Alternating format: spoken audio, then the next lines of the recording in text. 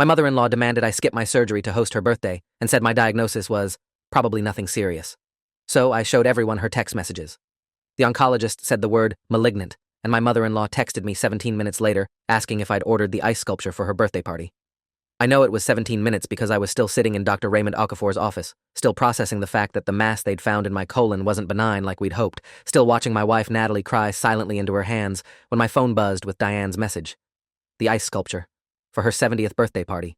The party she'd insisted we host at our house because our backyard was bigger and our kitchen was nicer, and she deserved a proper celebration after everything she'd done for this family. I stared at that text message while the doctor explained staging and treatment options and surgical timelines, and something inside me went very still and very cold. Natalie didn't see the message. She was too busy asking questions about survival rates and recovery periods and whether I'd need a colostomy bag. But I saw it. I screenshot it with shaking hands and saved it to a folder I'd been building for 3 years. A folder I called Insurance. A folder that would eventually contain 237 messages documenting exactly who Diane Ashworth really was, behind her church volunteer smile and her carefully cultivated reputation as the perfect mother and grandmother. I'd been married to Natalie for 8 years when the diagnosis came. We'd met at a conference in Denver, both of us working in pharmaceutical sales, both of us making small talk at the hotel bar because neither of us knew anyone else there. She was beautiful in a quiet way, the kind of woman who didn't realize how stunning she was, which made her even more attractive. We talked for 4 hours that first night, closing down the bar, walking through the empty hotel lobby at 2 o'clock in the morning like we'd known each other for years instead of hours. I proposed 11 months later, and we were married the following spring in a garden ceremony that Diane insisted on planning because Natalie was her only daughter, and this wedding had to be perfect. That should have been my first warning sign. The way Diane took over every decision, steamrolled every preference Natalie expressed, turned our wedding into a showcase for her own taste and social connections rather than a celebration of our relationship. But I was young and in love, and desperate to be accepted by my new family, so I smiled and nodded and told myself this was just how mothers were with their daughters' weddings. The red flags multiplied after the honeymoon. Diane had opinions about everything: our apartment, our furniture, our plans to have children, my career trajectory, my weight, my haircut, the way I loaded the dishwasher. She delivered these opinions with a smile and a laugh, always phrasing criticism as concern, always making me feel like the problem was my sensitivity rather than her cruelty. When I mentioned to Natalie that her mother seemed unusually involved in our lives, Natalie would get this wounded look and remind me that Diane had raised her alone after her father left, that they were close, that I just didn't understand their relationship. So I learned to keep my mouth shut, to absorb the passive-aggressive comments about my cooking and my housekeeping and my inability to provide Natalie with the lifestyle she deserved. I told myself this was the price of admission for marrying someone I loved, that every family came with complications, that Diane's behavior wasn't malicious, just overbearing. I was wrong about that. I was wrong about a lot of things. The first time Diane truly showed me who she was happened 3 years into our marriage, when Natalie had a miscarriage. We'd been trying for a baby for 18 months, tracking ovulation cycles and taking temperatures and doing everything the fertility specialists recommended. When that test finally came back positive, we were cautiously ecstatic. We waited until the 12-week mark to tell family, wanting to be safe, wanting to protect ourselves from the pain of sharing bad news. Natalie called her mother first, of course, and Diane immediately started planning the nursery, picking out names, announcing to her friends at church that she was finally going to be a grandmother.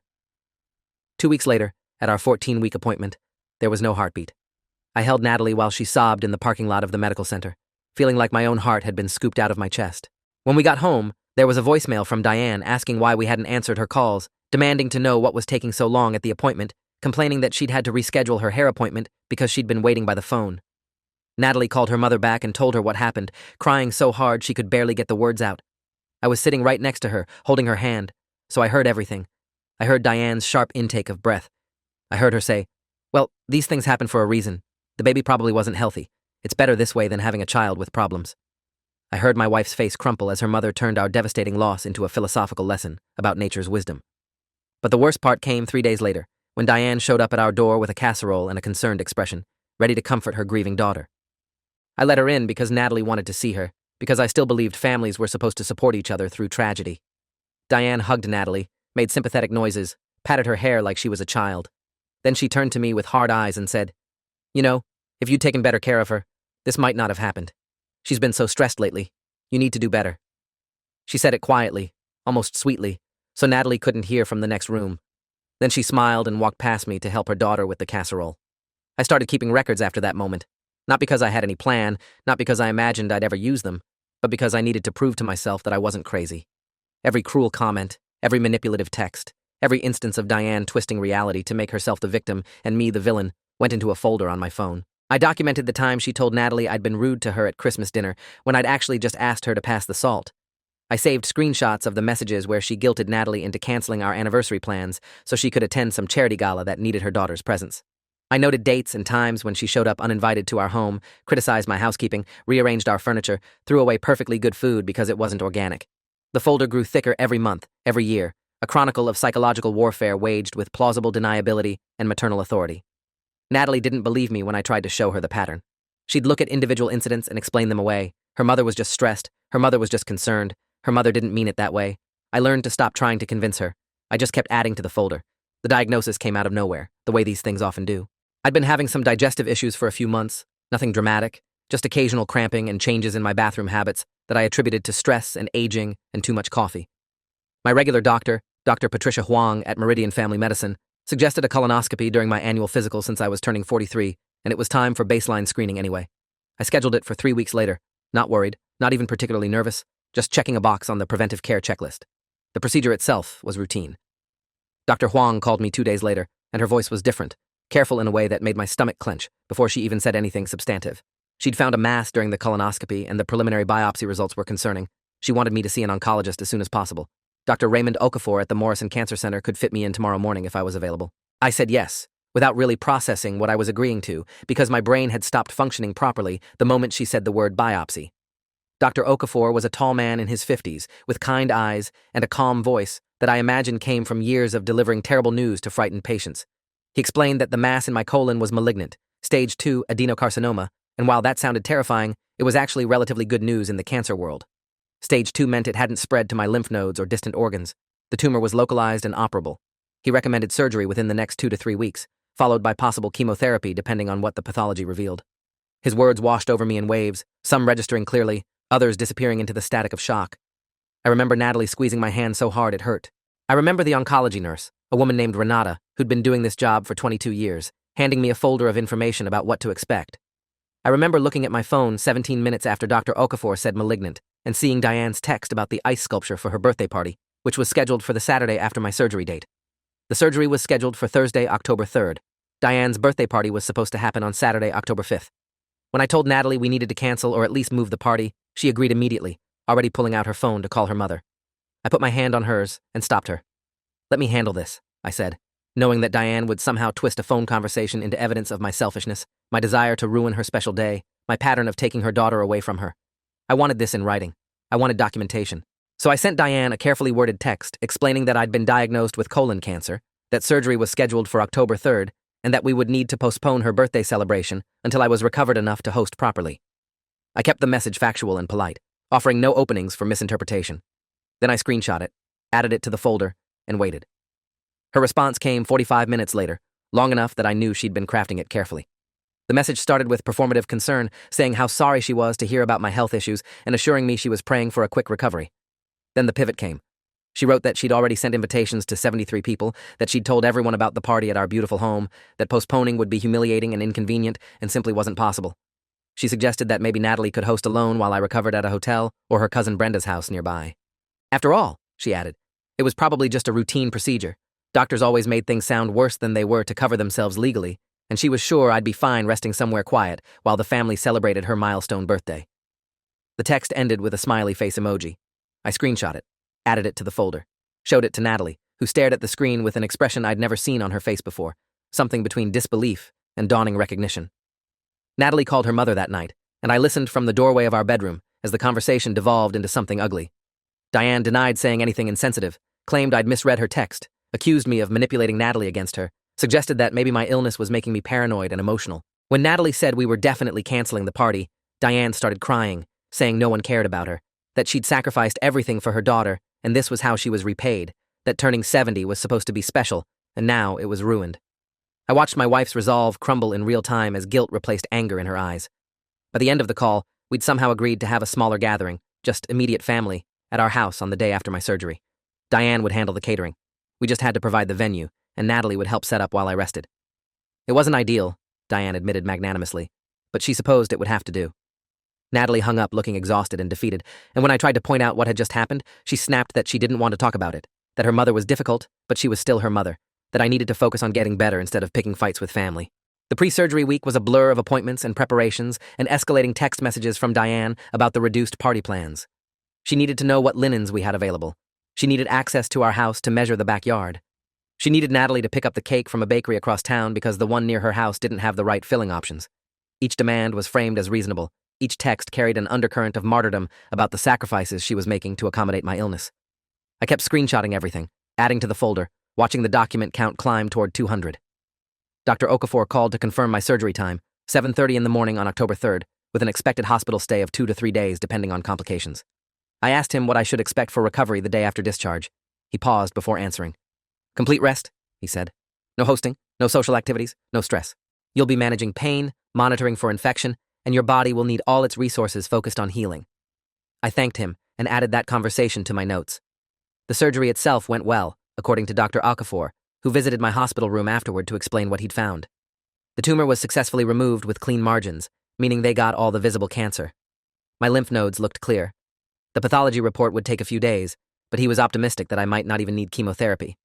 I was groggy from anesthesia, and my abdomen felt like I'd been kicked by a horse, but the relief was overwhelming. I wasn't going to die. Not from this. Not yet. Natalie sat beside my bed, holding my hand, while I drifted in and out of consciousness, and for a few hours, everything felt manageable.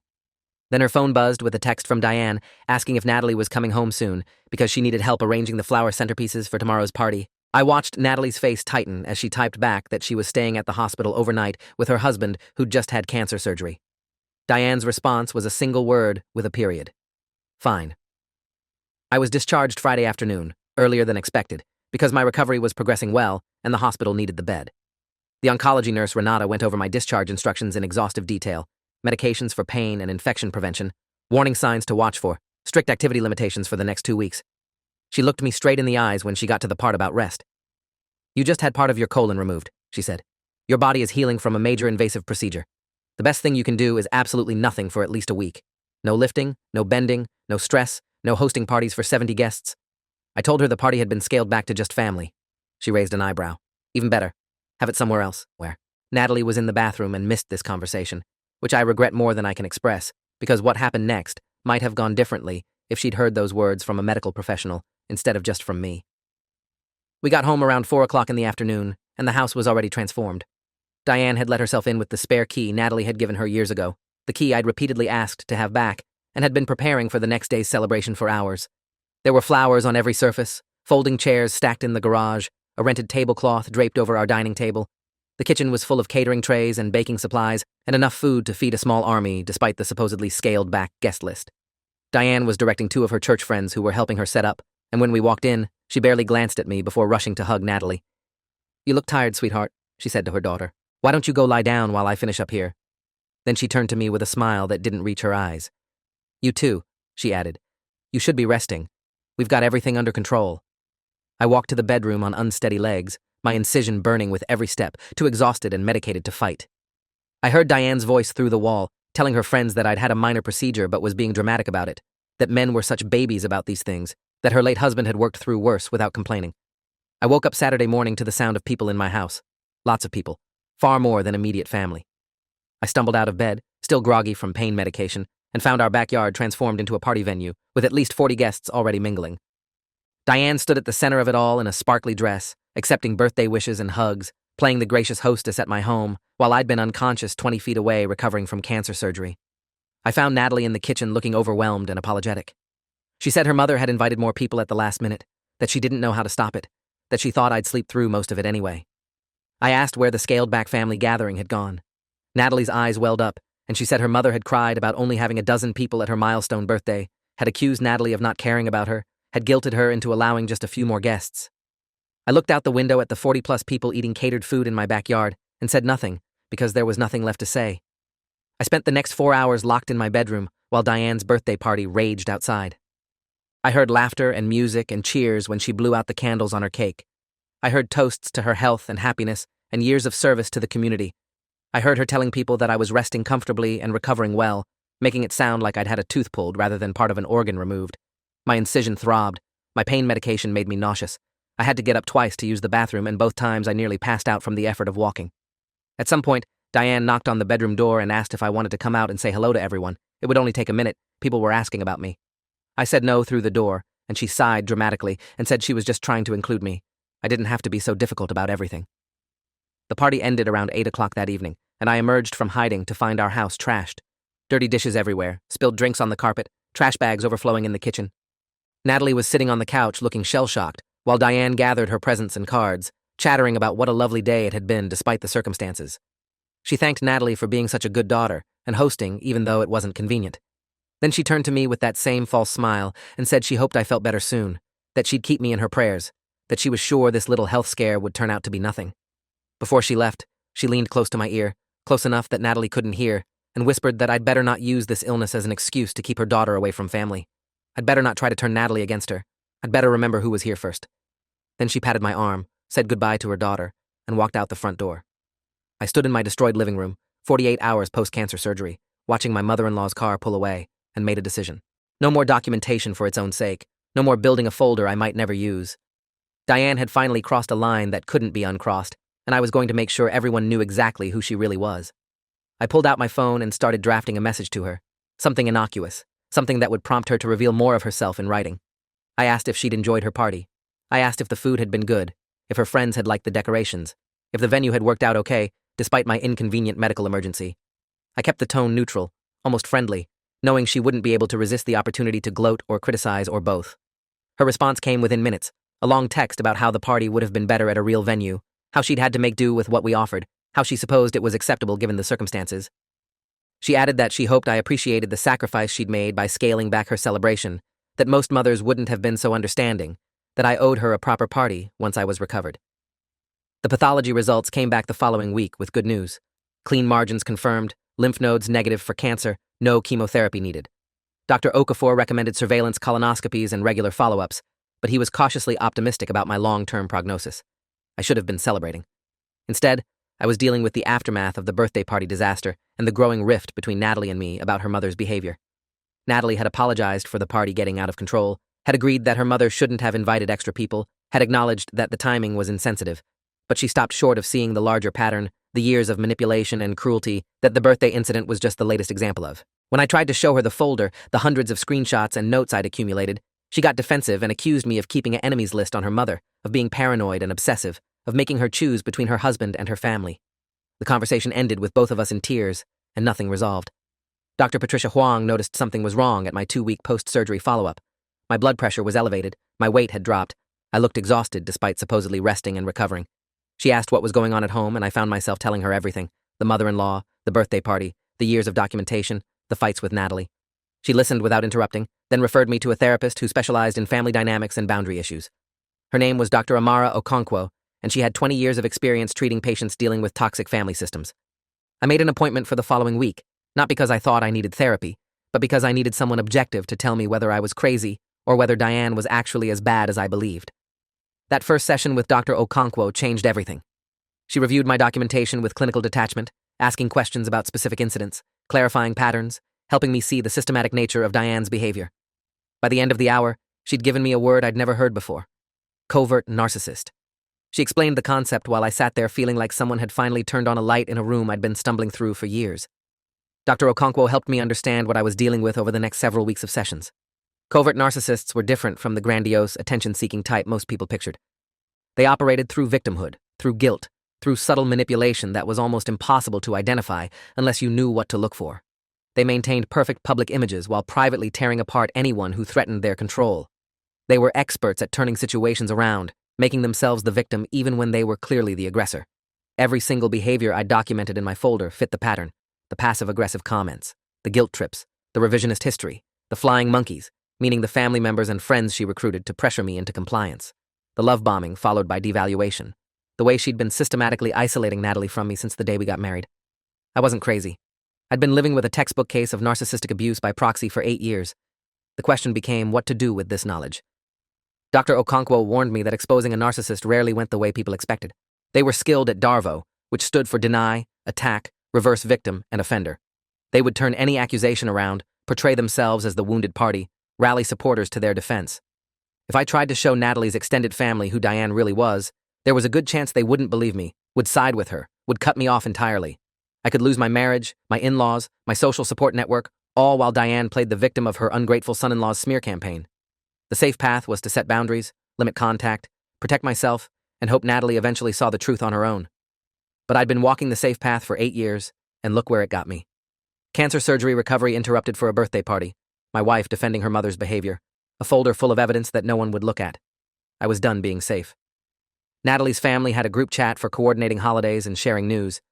About 30 people were in it, including aunts, uncles, cousins, and Diane's extensive social network of church friends and community contacts who'd been absorbed into the family communication system over the years. Diane used this chat regularly to share inspirational quotes, prayer requests, and subtle brags about her volunteer work and her wonderful daughter and her supposedly close relationship with her son-in-law. I'd been a passive participant in this chat since I joined the family, occasionally liking messages or sharing photos from holidays. I'd never posted anything substantive. I decided that was about to change. Not immediately, not impulsively, but strategically, with documentation and evidence and a clear narrative that even Diane couldn't twist. I started by going through my folder and selecting the most damning screenshots, the ones that were clear and undeniable, the ones where Diane's cruelty was obvious without interpretation or context. I organized the evidence into categories. First, the messages minimizing my cancer diagnosis, including the ice sculpture text 17 minutes after I learned I had malignant tumors. Second, the texts pressuring Natalie to host the party despite my surgery, including the suggestion that I recover at a hotel. Third, the post-party messages gloating about the celebration and claiming I owed her a better party once recovered. Fourth, older screenshots showing a pattern of manipulation dating back years, including the comment about the miscarriage being my fault, the accusations that I was turning Natalie against her, the countless guilt trips and passive-aggressive criticisms. I created a document with timestamps and context for each screenshot, making it impossible for Diane to claim the messages were taken out of context or fabricated. Then I waited for the right moment, the right trigger, the right excuse that would make my actions look defensive rather than aggressive. Diane provided the trigger herself, as I somehow knew she would. 2 months after her birthday party, she sent a message in the family group chat complaining that Natalie hadn't called her on Thanksgiving, that she'd spent the holiday alone because her daughter had chosen her husband's family over her own mother. This was a lie. Natalie had called her 3 times on Thanksgiving, twice from my parents' house where we'd celebrated the holiday, and once from the car on the way home. I had recordings of 2 of those calls because I'd gotten in the habit of documenting everything. But in the group chat, family members were responding with sympathy for poor Diane, abandoned by her ungrateful daughter, alone on a holiday meant for family. One of Natalie's cousins even messaged her privately, saying she was disappointed in her for treating her mother so badly. Natalie was devastated, crying and apologizing to her mother while I watched the gaslighting happen in real time. I waited until the sympathy train was at full speed, until everyone in the chat had posted their support for Diane and their disappointment in Natalie. Then I started typing. My first message was simple. I said I needed to share some context about the family dynamics that might explain why Natalie and I had been distant from Diane lately. I apologized in advance if this was uncomfortable, but said that honesty was important for family health. Then I posted the first screenshot, the ice sculpture text from 17 minutes after my cancer diagnosis. I added a brief explanation of the timing and let it speak for itself. The chat went silent. No new messages for almost 5 minutes. Then Diane responded, claiming I'd taken the message out of context, that she hadn't known about the diagnosis when she sent it, that I was manipulating the family against her. So I posted the screenshot of her response to being told about my cancer, the one where she suggested I recover at a hotel while she had her party. Then her message minimizing the surgery as a routine procedure. Then her post-party text claiming I owed her a better celebration. The floodgates opened. I posted screenshot after screenshot, organizing them chronologically, adding context where needed. The comment about the miscarriage being my fault. The accusations that I was stealing Natalie away. The countless guilt trips and manipulations. The private message telling me not to use my illness to keep Natalie from family. I posted for almost 30 minutes while the chat remained completely silent. No one defending Diane, no one attacking me. Just shocked silence as 8 years of documented cruelty scrolled across their screens. When I finished, I wrote one final message. I said I loved this family, and I loved Natalie more than anything. I said I'd spent years trying to keep the peace, to be the bigger person, to protect Diane's reputation for my wife's sake. But I couldn't stay silent anymore while she rewrote history and painted Natalie as an ungrateful daughter for choosing her cancer survivor husband over a woman who couldn't even pause her party planning to acknowledge his diagnosis. I said everyone could make their own judgments about this information. I just wanted them to have all the facts. The aftermath was chaos. Diane immediately started calling family members, crying and claiming I'd fabricated everything, that I was trying to destroy her, that she was the real victim of my vindictive smear campaign. Some people believed her initially. Her sister called Natalie and demanded she control her husband, that I'd gone too far, that I needed to apologize immediately. But then other family members started coming forward. Natalie's cousin admitted that Diane had done similar things to her, criticizing her parenting and then denying it when confronted. An uncle shared a story about Diane manipulating a family inheritance years ago. A family friend who'd been in the chat quietly messaged me saying she'd seen Diane treat service workers terribly and had always wondered if that public behavior reflected something worse in private. The more people talked, the more stories emerged. Diane had been doing this to everyone, but no one had ever connected the dots because she was so skilled at isolating her targets and controlling information. Natalie didn't speak to me for 2 days after I posted the screenshots. She stayed with a friend, needing space to process everything. I understood, even though the silence was agonizing. I'd effectively detonated a bomb in her family, exposed her mother's darkest behaviors to everyone they both knew, forced her to choose between the husband who'd proven his case and the mother who'd raised her. When she finally came home, her eyes were red from crying, and she looked like she hadn't slept. She sat down across from me and asked one question. "Why didn't you tell me it was this bad?" I said I'd tried. I said I'd shown her individual incidents for years, and she'd always explained them away. I said I'd kept the folder because I needed to prove to myself I wasn't crazy, because every time I tried to talk about her mother's behavior, she made me feel like the problem. She stared at the table for a long time, then said she needed to see Dr. Okonkwo with me. She needed someone to help her understand what had been happening in her family her entire life. The next few months were the hardest of our marriage, harder even than the cancer diagnosis. Natalie went through stages of grief as she processed the reality of her mother's narcissism, the denial and bargaining and anger and depression that came with realizing the person who raised you was incapable of genuine love. Dr. Okonkwo guided us both through it, helping Natalie see the patterns in her childhood that she'd normalized, helping me understand the trauma bonding that made it so hard for her to break free. Diane tried everything to get back in Natalie's good graces. The love bombing came first, excessive gifts and apologies and promises to change. Then the guilt trips, reminding Natalie of all the sacrifices she'd made, the single mother who'd given everything for her daughter. Then the flying monkeys, family members who pressured Natalie to forgive, to move past this, to remember that family was forever. And finally the rage, the vicious texts calling Natalie an ungrateful traitor, accusing her of choosing a man over her own mother, threatening to write her out of the will. We went no contact with Diane 6 months after I posted the screenshots. Natalie made the decision herself, after months of therapy and reflection, and one final conversation with her mother that confirmed everything she'd learned. She called Diane to ask, directly and simply, whether she was sorry for the birthday party, for minimizing my cancer, for the years of manipulation. Diane's response was pure narcissistic injury. She said I was the one who'd hurt her, that I'd turned her daughter against her, that she was the real victim in all of this. She never apologized. She never acknowledged wrongdoing. She just kept attacking, kept deflecting, kept rewriting history, even when faced with undeniable evidence. Natalie hung up the phone and turned to me with tears streaming down her face. "I'm done," she said. "I'm finally done." The legal matters took longer to resolve. Diane had been named as a beneficiary on some old accounts Natalie had set up years ago, and untangling that required lawyers and paperwork and more contact than we wanted. We worked with an estate attorney named James Whitfield, who specialized in family disputes and was unsurprised by our situation.